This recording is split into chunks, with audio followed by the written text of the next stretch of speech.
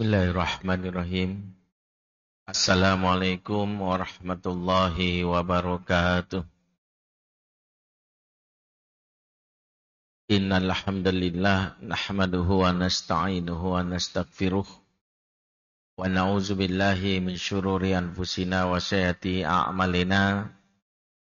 Man yahdihillahu fala mudilla lahu wa may yudlil fala hadiyalah. Asyhadu an la ilaha illallah wahdahu la syarikalah. Wa asyhadu anna Muhammadan abduhu wa rasuluhu alladzi la nabiyya ba'dah.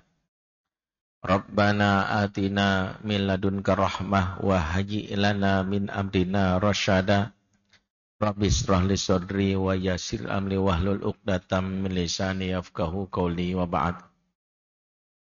Ikhwatal iman, a'azakumullah jami'an. Bapak, ibu-ibu, saudara-saudariku semua, calon bapak dan calon ibu, ikhwan wa akhwat fillah Jamaah Masjid Salahuddin, kantor pusat Dirjen Pajak. Semoga Allah memberkahi kita semua yang hadir dan semoga kita bisa masuk surga bersama-sama semuanya. Amin ya rabbal alamin. Alhamdulillah kita melanjutkan kembali kajian kita setiap bulan di Rabu di pekan keempat. Masih membahas tema besar mendidik anak akhir zaman. Subbab bagaimana mengikat hati sebelum menasehati. Bahwa problem utama pengasuhan hari ini adalah terputusnya ikatan hati antara orang tua dengan anak-anak. Peluang anak-anak kita dirusak oleh para penjahat di luar rumah itu muncul dari anak-anak yang lepas dari busurnya, dari induk panahnya. Yaitu anak-anak yang tidak punya koneksi dengan orang tuanya. Dan dampak dari anak-anak yang tidak punya koneksi, tiga yang pertama sudah kita bahas. Yang pertama adalah anak-anak yang suka membantah. Yang kedua, anak-anak yang suka keluyuran. Yang ketiga, anak-anak yang hilang rasa percaya diri atau percaya kepada orang tua. Jadi kalau dikasih tahu selalu bilang, bapak so tahu. Ya, kalau anak muda zaman bilang sotoy banget dah. Bapak sotoy, kata si ini enggak begitu. Ketika orang tua gagal mengikat hati, tiga yang pertama ini menjadi dampaknya. Apalagi tiga berikutnya.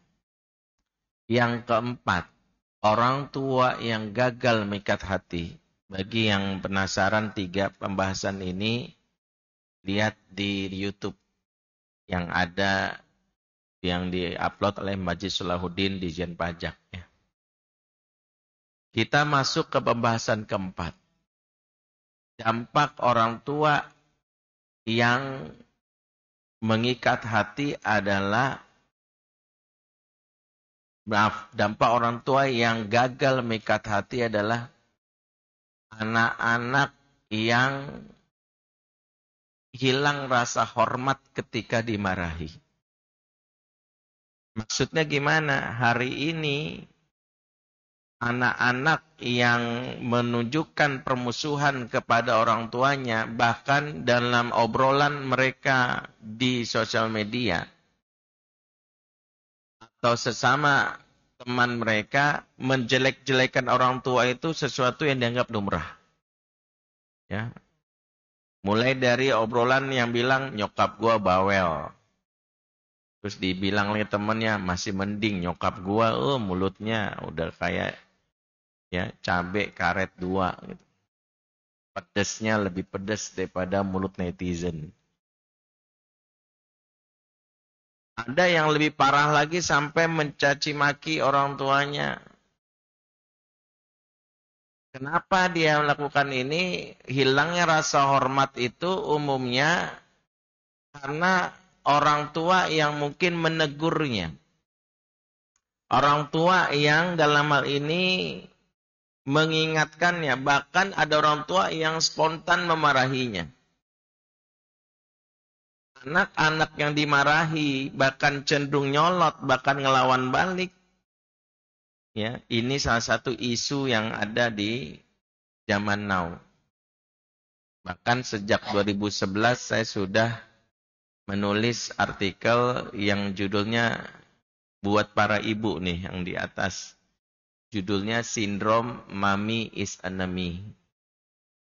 Banyak anak-anak yang menganggap mami atau ibunya itu enemy, musuh. Ya, dulu mereka meluapkan marahnya itu di Twitter ya. Ya, kalau nggak percaya mungkin bisa di searching dulu. Searching kalimat maaf ya. Mamah, bangsat gitu. Ada tuh banyak caci maki mereka. Dan itu diupload secara sadar.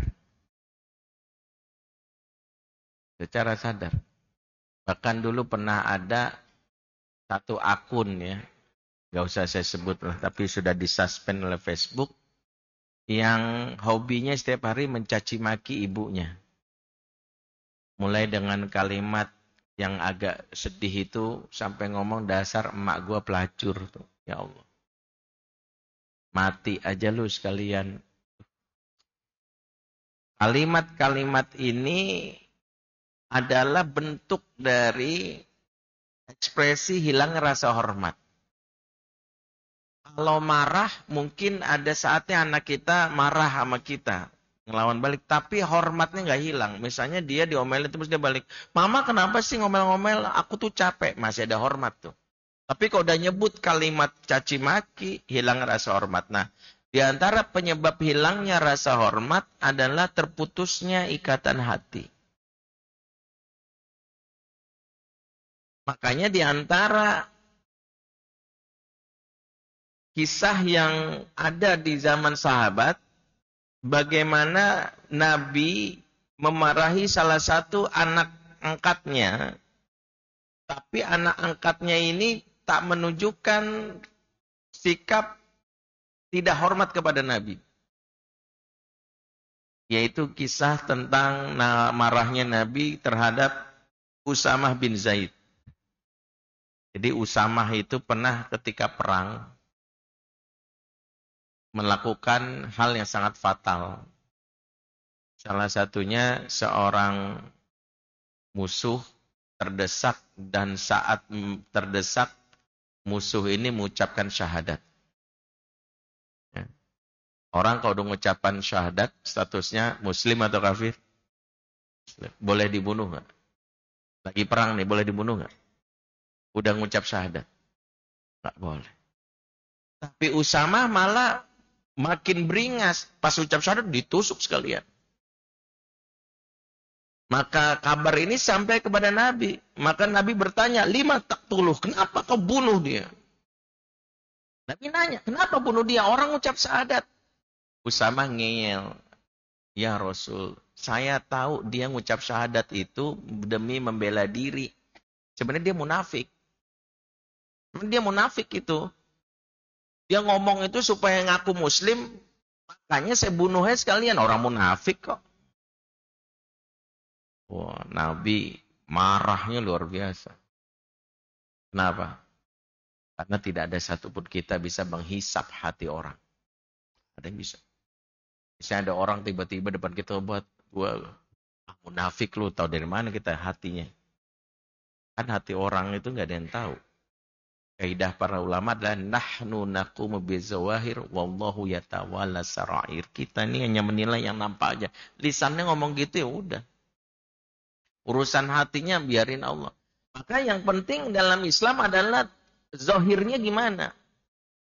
Misalnya ada orang ucap syahadat dan dia mati. Dalam hal ini ya dia tetap memakamkan sebagaimana seorang muslim. Haknya dipenuhi. Urusan dia mungkin selama hidupnya mungkin punya kebencian sama Islam walaupun dia ngakunya seorang muslim, itu urusan dia sama Allah. Kita hanya menghukumi berdasarkan zahirnya. Nabi begitu. Nabi bilang sama Usamah sampai kalimat, kamu belah hatinya untuk membuktikan saya kalau dia munafik. Marah lagi, kamu belah hatinya. untuk membuktikan saya benar. Diulang-ulang sama Nabi. Sampai Usama berkata, seandainya saya baru saja menjadi seorang muslim. Maksudnya, ya kalau mungkin baru seorang mu'alaf gak diomelin kayak gini kan. Tapi yang menarik adalah Usama tak satu pun keluar kalimat kayak anak muda zaman now diomelin sama bapaknya. Ngambek, omel di belakang sambil bilang dasar orang tua. Ya, tua bangka enggak ada. Rasa hormatnya tetap ada. Di antara yang melatar belakangi kenapa Usamah itu punya rasa hormat, dan inilah teknik Nabi mengikat hati seorang anak. Nabi membuat kenangan indah di masa kecil Usamah yang membuat dia tidak merasa tersakiti saat dimarahi. Apa yang dilakukan Nabi? Usamah bercerita, suatu hari Nabi mengambilku dan dipangku di paha kanannya. Kemudian Hasan bin Ali diambil dan dipangku di paha kirinya. Kemudian Nabi summa yadummuhuma Rasulullah, kemudian memeluk kami berdua seraya mengucapkan doa. Wa qal Allahumma arhamhuma fa inni arhamuhuma. Ya Allah, sayangilah dua anak ini, maksudnya Usamah dan Hasan. Aku sangat sayang dengan dua anak ini. Ini peristiwanya waktu Usamah masih kecil. Tapi peristiwa ini nempel di kepala Usamah menjadi memorable moment. Kenangan indah. Makanya Usamah merasa dicintai sama Nabi. Makanya waktu diomelin sama Nabi, gak ada satupun hilang rasa hormat. Kenapa? Sebab ketika seorang anak sudah merasa dicintai, hatinya terikat. Begitu diomelin, dia paling mikirnya cuma dua. Satu, aku kebangetan banget bandelnya. Atau yang kedua, mungkin papahku khilaf. Jadi anak yang punya ikatan hati kalau diomelin cuma dua. Papahku khilaf nih. Oh pantes tanggal tua jadi ngomel mulu gitu. Yang lihat kalender, oh pantes tanggal tua. Jadi bawaannya ngomel mulu. Atau yang kedua, aku kebangetan. Emang bandelnya udah kebangetan. Makanya papa marah. Jangan sampai anak ada yang ketiga. Mikirnya, yang ketiga apa? Emang papa jahat. Dari dulu gak pernah sayang sama aku. Mamah dari dulu nih memang bawel emang nih. Mendingan aku kalau udah gede, aku keluar dari rumah ini. Ngapain punya orang tua kayak gitu. Kalau udah sampai yang ketiga, tandanya adalah kita gagal mengikat hatinya, terutama di umur-umur awal. Yaitu umur 0 sampai 7 tahun. Sampai anak menyimpulkan bapak ibunya jahat. Makanya kenapa? Kalau kita mampu mengikat hati, ada kalanya kita maaf. Enggak, ada kalanya kita khilaf, Pak. Mungkin kita pernah memarahi anak, pernah. Ya namanya kita kan gak sempurna. Saya aja pernah lah kadang-kadang lagi capek. Tiba-tiba anak berisik keluar tuh. Diam! Gak tahu apa orang tua udah capek gitu. Bisa gitu ya. Tapi saat anak dimarahi. Dia tidak keluar tuh kalimat. Setelah itu dia di kamar bilang. Papaku jahat enggak? Dia langsung sadar. Aku aku berisik nih bikin papaku. Bikin papaku marah. Enggak sama sekali yang rahmat. Kenapa?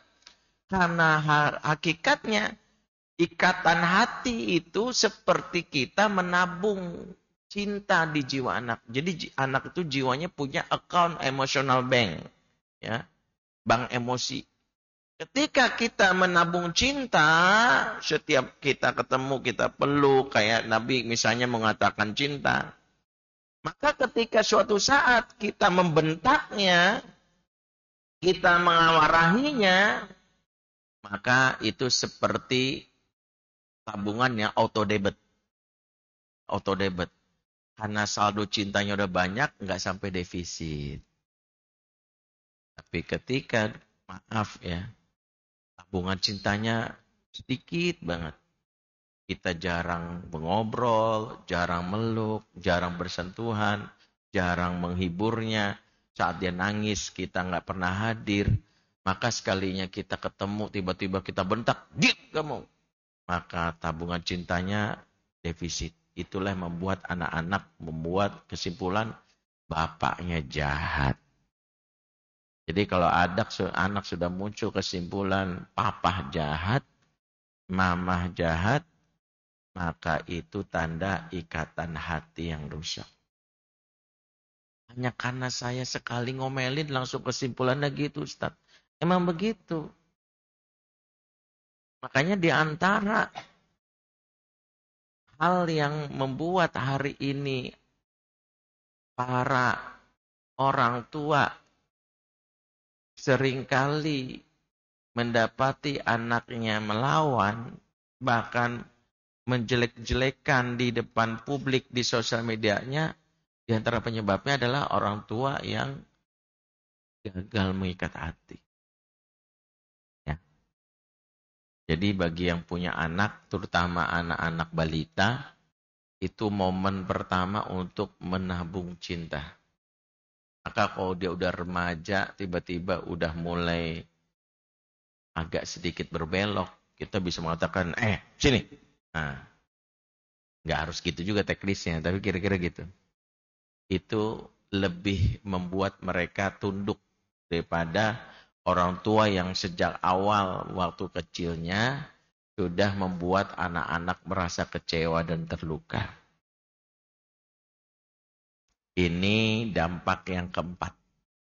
Ya. Dampak yang keempat, orang tua yang gagal mengikat hati. Dampak yang kelima, orang tua yang gagal mengikat hati anak adalah anak yang banyak tertutup alias menyimpan rahasia. Anak yang gak mau terbuka. Anak yang kalau ditanya adalah, kamu ada masalah apa? Enggak apa-apa. Anak yang cenderung diam. Dan banyak orang tua yang GR langsung menyimpulkan, emang anak saya introvert, Ustadz. Emang anak saya pendiam. No, ini catatnya. Siapapun yang punya anak yang bilang anaknya introvert, pendiam, tidak ada anak introvert atau pendiam di depan orang tuanya kecuali anak yang terluka dan kecewa. Anak introvert emang nggak ada, Ustaz. Ada. Tapi introvert itu menurut kajian psikologi itu untuk dunia luar. Yang disebut introvert itu anak yang ke dunia luar.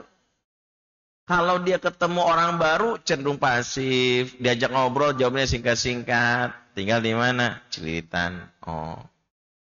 Sekolah di mana? Di 14. Oh. Hobinya apa? Baca buku. Gitu singkat-singkat tuh. Tapi kalau di rumahnya sama orang tuanya bawelnya minta ampun.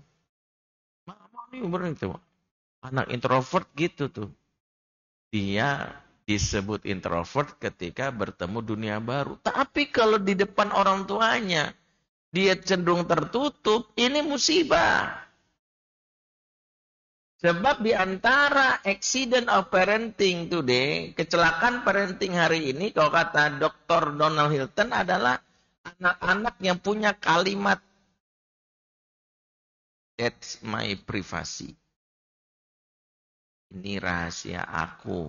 Kepo banget sih di orang tua. Kenapa ini disebut accident of parenting? Sebab penjahat mengincar anak kita di sosmed selalu dengan dalih jangan bilang siapa-siapa ya. Ini rahasia kita. Mama pun nggak boleh tahu. Papa pun nggak boleh tahu. Makanya anak-anak yang memiliki ikatan hati rusak cenderung dia tak mau cerita.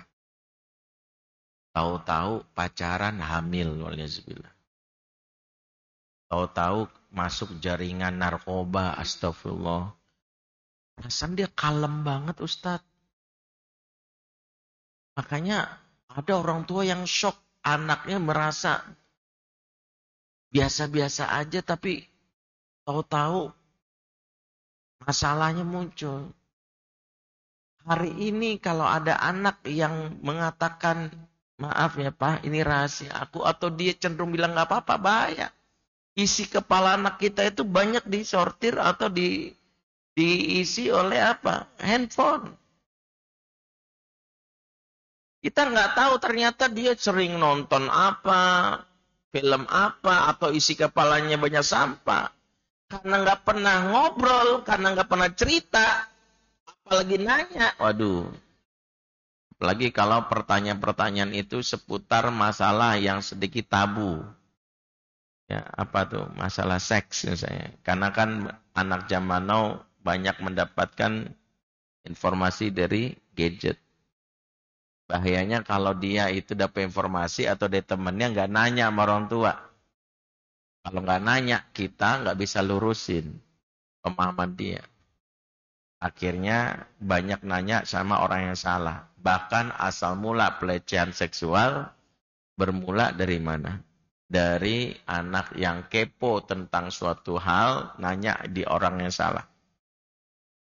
Dulu saya pernah nanganin seorang anak yang nanya ke mamahnya, dan karena mamahnya tidak nangkep momen ini, maka anaknya besok-besoknya nggak mau nanya lagi, nggak percaya lagi.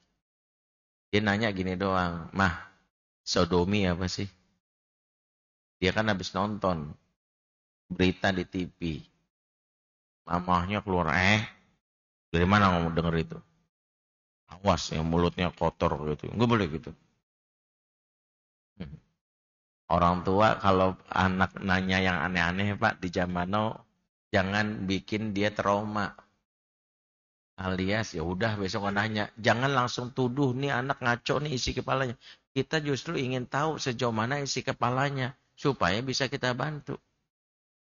Justru ketika dia gitu, emang langsung dia berhenti? Enggak.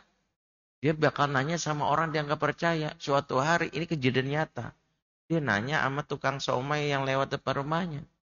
"Bang, abang tahu nggak sodomi apa?" Tukang somainya punya pelaku penyimpangan. Momen nanya. "Abang nggak tahu teorinya atau prakteknya. Mau nggak dicontohin?" Dicontohin. Ngeri kan? Makanya pertanyaan apapun anak-anak, walaupun kita shock, ya Allah nanya gini, terima aja dulu, jangan langsung tuding. Ngaco. Itu tanda dia nyaman sama kita. Karena ikatan hati membuat kegelisahan pikiran, kegelisahan hati ditanya. Karena dia gelisahan, nanyanya sama orang dipercaya. Justru kalau dia nggak dekat sama bapaknya, nggak bakal nanya, diem. Itulah yang dialami oleh seorang anak yang diceritakan Al-Quran, yaitu Nabiullah Yusuf alaihissalam. Ketika suatu malam dia mimpi. Mimpinya aneh. Dan dia bingung, ini maksudnya apa? Maka dia pagi-pagi langsung bilang amaynya, "Ya abati, inni ra'aitu ahada asyara kaukaba wa syamsa wal qamar. Ra'aituhum li sajidin."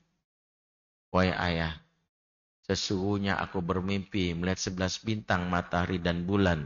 Kulihat semuanya sujud di hadapanku. Ini maksudnya apa tuh? Mimpi itu menggelisahkan dia. Karena hubungannya baik sama bapaknya, nanya. Mimpi kan wilayah privat.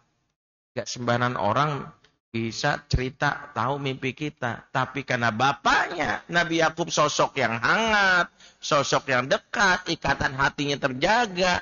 Maka dia gak sungkan. Pagi-pagi langsung nanya, apa. Kira-kira gitu kalau adegannya hari ini. Mau nanya, aku tuh mimpi begini, maksudnya apa ya? Coba, bapak-bapak yang kalau bangun pagi masih ada anak yang nanya tentang mimpinya, jempolan. Apalagi kalau dia nanya mimpi yang agak vulgar, mimpi basah misalnya. Misalnya, aku mimpi pas bangun, tahu-tahu celanaku basah. Basahnya kental apa cair? Agak kental. Wah, udah remaja, udah balik. Coba, bapak-bapak sini. Ada yang tahu nggak kapan pertama kali anak laki-lakinya mimpi basah? Bahaya tuh kalau nggak tahu. Harus tahu, Pak. Karena kita tuh kan ingin mendidik, mengajarkan dia. Yang ngerinya kan, saya nggak tahu ya kurikulum yang terbaru. Tapi waktu saya jadi konselor anak remaja tahun 2006-2007 itu, Yayasan Kita dan Bu Hati menyebutkan, anak-anak di Indonesia 75% mengalami mimpi basah pertama kelas 5 SD. Bukan di Jakarta, risetnya bukan di Indonesia, di Jabodetabek. Berarti anak kita mimpi basah pertama rata-rata 5% kelas 5 SD. kurikulum Diknas di SMP mengajarkan mandi junub itu kelas 2 SMP. Waktu itu kelas 2. Saya sekarang nggak tahu, kayaknya sekarang udah ada beberapa sekolah swasta yang ngajarin tentang mandi junub. Sekarang kebayang nggak? Ada anak mimpi basah kelas 5 SD. Bapaknya kan nggak pernah mengedukasi. Tiba-tiba bapaknya semangat, pengen buat anaknya rajin ke masjid. Bangun, udah azan subuh, ayo. Dia cuma periksa, ngompol. Dia copot celananya, karena pengen ngejar langsung ke masjid, berwudu, ganti celana, langsung sholat ke masjid. Sah atau tidak? Sah atau tidak? Enggak sah. Dia baru tahu tentang mandi junub pas 2 SMP. Dan 5 SMP basah, 2 SMP baru dia tahu mandi junub. 3 tahun dia sholatnya enggak sah. Padahal udah wajib. Siapa yang bertanggung jawab? Bapaknya. Kenapa dia nggak mau ngomong bapaknya? Jangan nyalain ibu lagi. Kenapa? Mimpi basah itu pendidikan dari bapak ke anak laki-lakinya. Wajib itu. Gak bisa ibunya jelasin. Sebab ibu mimpinya kering semua. Pengalamannya beda. Kita mimpinya basah. Dia kering.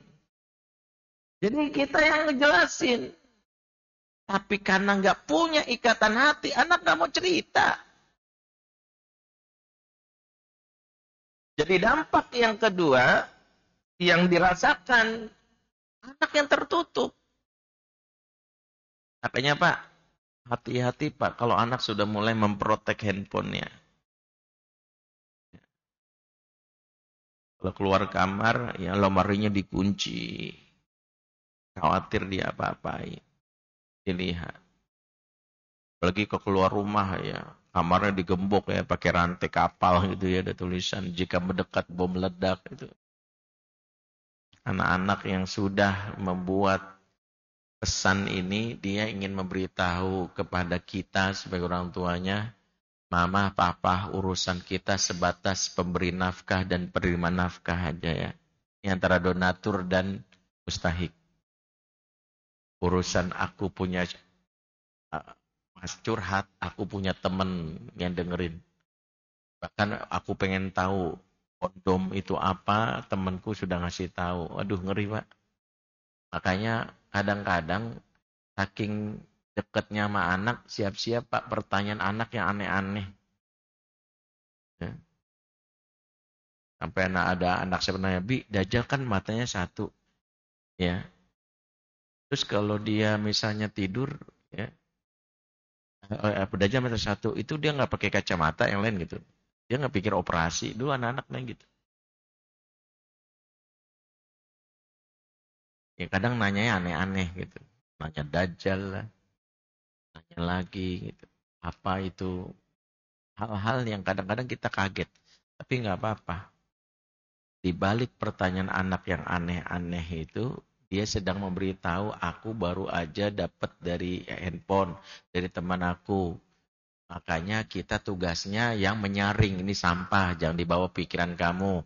Ini yang baik, gitu. Tapi kan nggak bisa kita lakukan itu kalau anak-anak punya barrier. Itu dampak yang kedua. Dampak yang ketiga, anak-anak yang rusak ikatan hati dengan orang tuanya, dia menolak menjadikan orang tuanya sebagai preferensi atas segala hal. Bahkan cenderung menjadi opposite. Bapaknya pengurus partai ini, dia gue partai lain. Misalnya nih kalau urusan politik. Bapaknya kerja di kantor pajak. Dia karena udah sebel sama bapaknya nggak mau. Bahkan ada yang bapaknya ustadz, dia nggak mau jadi ustadz. Jadi anak-anak itu kalau udah nggak punya ikatan hati, preferensinya itu asal jangan kayak bapak. Yang menyesakan kalau dia anak perempuan. Ditanya, nanti kamu mau jodohnya kayak siapa? Asal jangan kayak bapak. Jadi definisi jodoh adalah asal jangan kayak bapak. Asal jangan kayak bapak itu kan ngeri. Kalaulah misalnya bapaknya ada hal yang buruk, belum tentu yang dia dapat yang baik. Bisa jadi berpindah dari mulut buaya ke mulut harimau. Ini yang kadang-kadang muncul. Karena di antara dampak ikatan hati yang kuat itu menjadi preferensi. Preferensi apa? Preferensi itu membuat seorang anak itu dalam apapun selalu, ih bapak gue itu ngefans banget sama klub MU. Gue juga gitu. Bapaknya senang Persija, dia senang Persija. Itu otomatis tuh diwariskan. Jadi preferensi. Maka satu keluarga yang ikatan batin bagus, kadang-kadang turun-temurun tuh. Dari dulu dia ngefans sama ini, ngefans. Dulu misalnya bapaknya ikut pengajian Agim. Anaknya sampai ke Agim terus. Gitu aja. Tapi kalau misalnya anak itu buruk hubungannya, preferensinya salah. Makanya ada seorang bapak tuh sampai cerita nangis sama saya.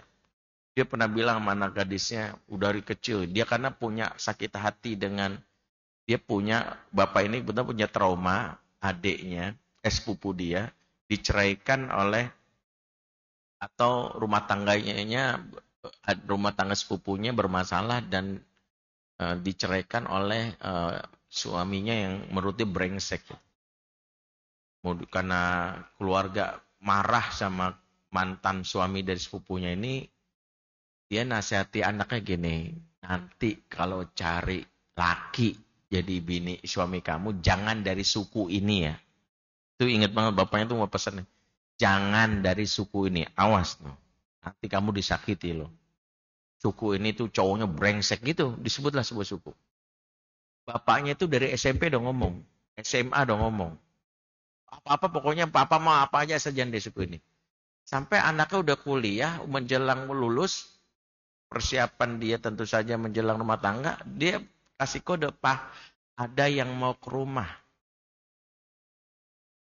Ada yang mau ke rumah, mau kenal papa. Siapa tuh? Bapaknya yang bercanda, ya teman aku lah. Cowok apa cewek? Cowok. Ya udah, ketemu papanya. Baru ketemu papanya pas mengenalkan nama, langsung bapak ini langsung merujuk di suku ini yang disebut. Bapak ini nahan marah. Dari namanya udah ketahuan, ini suku yang dia nggak suka gitu. Singkatnya, pura basa-basi, mukanya dingin, si cowok dari pacarnya ini nggak nyaman, pulang, habis itu bapaknya manggil sampai gebrak aja, buang. Sampai gini, sini kamu. Marah banget. Kamu tuli apa ya? Dari lama papa udah bilang, kalau nyari teman cowok yang bakal jadi pacar, yang bakal jadi suami kamu, jangan dari suku ini. Malah sengaja kamu gitu. Marah dia. Jadi bapak ini cerita. Saya tuh bingung Ustaz. Di antara jawaban kenapa anak sengaja. Karena rusaknya ikatan hati. Makanya anak perempuan kalau nggak dekat sama bapaknya cenderung nyari jodohnya asal-asalan. Ngeri. Ya. Makanya di antara rahasia kenapa Fatimah itu Pak, dilamar oleh Abu Bakar. Dan Rasulullah menolak lamaran Abu Bakar atas izin Fatimah. Karena Fatimah nggak suka sama Abu Bakar. Bayangkan, Abu Bakar sahabat yang soleh, nomor 1. Udah gitu kaya raya Pak. Kaya, soleh, kaya. Ditolak lamarannya. Tak lama datang sahabat yang kedua. Namanya Umar, melamar Fatimah putri Rasulullah. Sahabat nomor 2, iman tak diragukan. Yang kedua, Umar pun kaya. Ya, walaupun tidak sekaya Abu Bakar, tapi kaya. Ditolak sama Rasulullah karena bukan tipenya Fatimah. Tak lama datang Ali. Ali melamar Fatimah. Ali sahabat yang iman tak diragukan, soleh Pak. Sama seperti 2 sahabat sebelumnya. Tapi miskin. Bapak, jujur Pak, kalau ada calon mantu, yang pertama soleh kaya. Yang kedua soleh miskin, datang melamar, pilih yang mana? Jujur. Hah? Soleh kaya. Iya normal, saya juga gitu. Ya kita pasti milih yang soleh kaya kan. Normal, boleh. Tapi enggak kok. Rasulullah milih Ali. Yang dua ditolak. Padahal iman gak ragukan. Kenapa? Karena Ali ini itu tipenya Fatimah. Dan para ahli sejarah menyebutkan kenapa Fatimah lebih suka sama Ali daripada yang lain. Jawabannya adalah karena Ali paling mirip baginda Rasulullah Shallallahu Alaihi Wasallam secara postur, secara gestur. Ali ini mirip banget sama Nabi. Makanya seolah-olah Fatimah ketika melihat Ali itu selalu bilang gini, Ali ini kayak bapak gua banget gitu. Makanya kalau ada anak dekat sama anak bapaknya, referensi dia nyari jodoh itu cuma dua. Kayak papa atau pilihan papa. Itu doang. Jadi kalau bapak ini nggak dekat sama anak perempuannya sebaliknya. Ya. Maka ini dampak yang keenam. Ya. Ini baru pengantar untuk memahami bagaimana memahami ikatan hati. Setidaknya jangan sampai 6 hal ini kita dapatkan di anak kita. Jadi kalau ada yang merasa, kok anak saya bahkan mau sekolah asal jangan ke sekolah kayak bapaknya. Pekerjaan jangan kayak bapaknya. Atau jangan kayak mamanya. Itu tanda dia punya yang namanya boundaries kuat. Dan itu dampak dari rusaknya ikatan hati. Ya, nanti kita akan lanjutkan lagi bulan depan. Bagaimana kiat mengikat hati anak-anak kita. Supaya kuat bondingnya dengan kita. Dan itu yang membuat kita bisa mengatur mereka. Mudah-mudahan bermanfaat. Aku lu qala astaghfirullakum subhanakallahumma bihamdik asyhadu an la ilaha illa anta astaghfiruka wa atubu ilaik. Bila taufik walhidayah. Wassalamualaikum warahmatullahi wabarakatuh.